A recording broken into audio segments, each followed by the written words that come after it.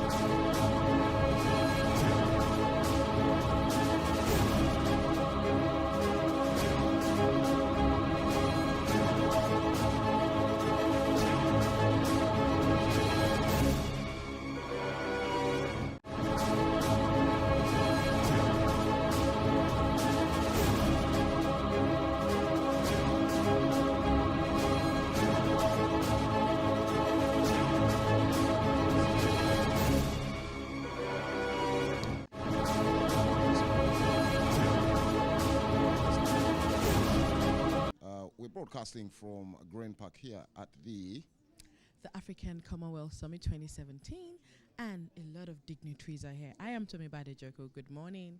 And I'm Chinode Tsengalumbo. Quite a very interesting a summit here, talking about the potential that Africa possesses.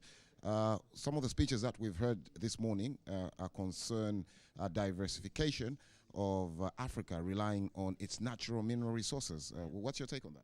Yes, you know what? The funny thing is that Africa is really blessed with natural resources. We have gold, we have diamonds, we have oil, you know, we have minerals, we have stones, we have so many things. But the irony is that it doesn't really show that we have all these things because we still live in poverty, right?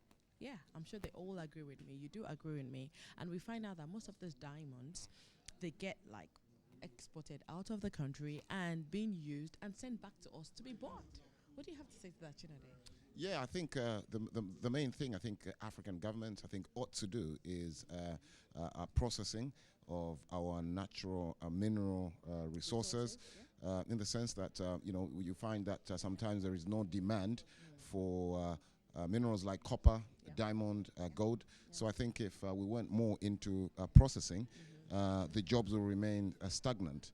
By that I mean if the price of oil in Nigeria goes down, it means somebody's going to lose their job. Yes. But again, something just popped into my head to say there is quite a lot of investment in Africa for investors, and African investors, local investors, and international investors. But for international investors, what are the investor incentives that the African governments have set in place for especially those that want to invest across Africa? Yeah, in terms of investment, I think that over the years, a lot of investors have come to Africa. I can talk for my country, Nigeria, and I know they've invested a lot. We had big companies like Unilever now, then they used to be Lever Brothers, and we had BP, then obviously now they're now African Petroleum. We had a lot of big companies, but we found out that later on they had to move to Ghana because of this power supply that we have as a big problem in Nigeria. We have electricity issues. So this is really, really expensive for people, especially investors and industries, because they find out that they spend most of their profit on fueling their generators, because they need generating plants for their services for production, and this is a bit expensive. So they move to Ghana where they have more stable light. And talking about that, also we have the issue of terrorism right now, which I think it's a bit better right now, but we still have Boko Haram issues. All these issues are things that are going to not allow investors to want to stay in somewhere like Nigeria for now. So these are issues we need to talk about. We need to talk about, and it's part of this topic we're talking about today. We're talking about insurgency, we're talking about terrorism, because all these things are going to affect investors in investing in Africa. Right? Yes, and I was also quickly going to say that the youths, or should I say the little trees, the little grass that's growing today is the trees of tomorrow. There's also child rights. Child rights is one of the topics that they've covered here at the Commonwealth African Summit. I mean, it's lovely. There's all different, diverse delegates from different parts of Africa, different parts of the world, but including royalties. And I'm feeling royalty. I'm not talking royalty, but I'm feeling royalty. Yeah, we're feeling like a princess. Are you feeling like a prince? Oh yes, I'm feeling like a prince. I think it feels good to be broadcasting away from the Uche. We've just left Uche on his own today. Yes. Uche, hello. So yes, like we said, the main issues you're talking about today, we spoke about child rights, we spoke about terrorism, insurgency, mineral resources, power, which is a major issue, not in all parts of Africa, but like I said, it's a major issue in Nigeria. We struggle to have constant power supply. Most of the citizens in Nigeria, they live on generating plants. I can really say maybe 60 or 70% of them have a generating plant at home. And this is also affecting the means of livelihood, because you find out they're spending so much on diesel, on petrol, even that for some other things, and we have scarcity of that There is now, then when there's scarcity of petrol and diesel, more problems, citizens have to live in darkness, which is not fair on the welfare of human beings. What do you have to say, Chinade? Yeah. Is it like that in Zambia? Well, it's like that everywhere in Africa. It's like that everywhere in Africa. But I think that there should be light at the end of the tunnel. Renewable energy, we've just learned today in this magazine. Bring it here. Why are you keeping it like it's yours? It's, right. It talks about renewable energy. And I think that is a very, very positive development for the continent because this will empower lights. It will empower electricity to the deprived communities. And, in this same magazine, it talks about diversification of youth startups. Most of the youth startups are done in the main cities. So now they're talking about youth empowerment in villages, in communities, and they're talking about areas like agriculture. Of course, agriculture, that's natural, a natural mango. What's your favorite fruit? They don't know it, so let me just say rice, because my favorite food actually is a traditional food, which if I say it, I don't know if they know it. So let's stick to rice for now. I like that. Let's talk about that traditional fruit. What do you like about it? Okay, I like it because, oh my God, I don't know, it's just delicious. And it's called amala. Do you Right, like now my point, Tommy, is that amala, am I saying it right? Amala. No, she's trying to be English, you see, amala. No, it's amala, it's amala. Now, amala can be processed into a tin, processed into a factory. That is development, that is more jobs, more revenue for the government. Also helping the farmers, because lately, I don't know about Zambia or all other African countries, but I've noticed that a lot of farmers, a lot of people right now in Nigeria, they're looking into agriculture, which is a good thing, because what you don't want citizens to die is famine. You don't want them to die of famine. So we are really going into agriculture, and we have a lot of bank of industry, like parastatals, trying to lend out money, give out loans to people that are ready to go into agriculture, which I think is good, because before people frown at farmers. They're like, you're a farmer, oh really? They think it's a dirty job, but trust me, we need them because we all need to eat, and I'm sure Chinode likes his food.